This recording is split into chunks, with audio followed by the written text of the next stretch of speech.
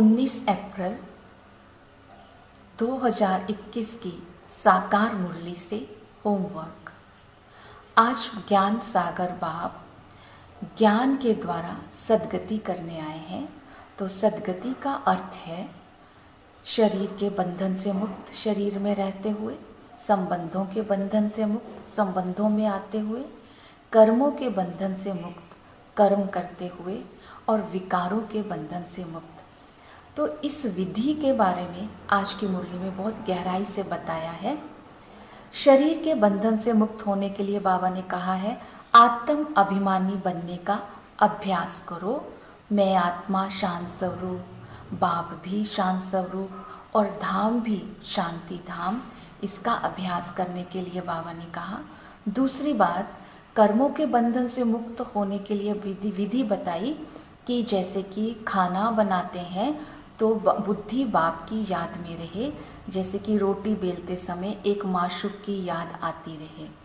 फिर बाबा ने इस विकर्मों के बंधन से मुक्त होने के लिए बताया कि स्वदर्शन चक्र फिरता रहे, तो आदि और अनादि संस्कार स्मृति में रहेंगे तो फिर कोई विकर्म नहीं होगा।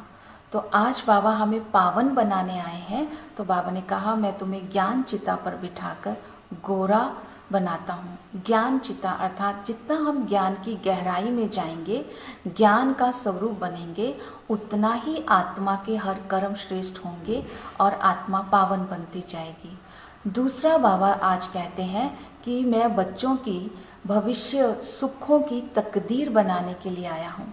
तो ऊंची तकदीर बनाने के लिए आज बाबा ने विधि बताई है कि सतयुग की राजाई के लायक बनने के लिए तुम्हें अपने मैनर्स अच्छे बनाने हैं, अर्थात पवित्र बनना है। तो सारा दिन आज खाते पीते उठते बैठते दैवी मैनर्स पर अटेंशन देंगे और याद से होने वाले फ़ायदों का चिंतन करेंगे कि खाद निकलती है याद करने से, आत्मा सतो प्रधान बनती है, आत्मा को विश्व की बादशाही मिलती है, और भी बहुत सारे पॉइंट हैं, इनका चिंतन करेंगे।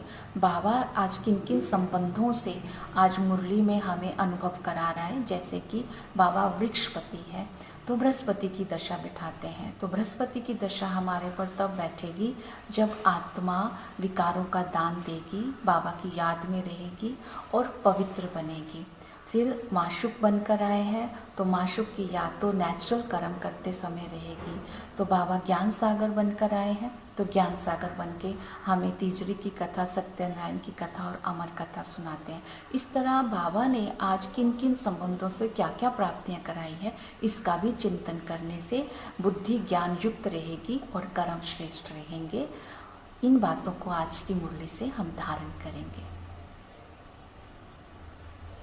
ओम शांति।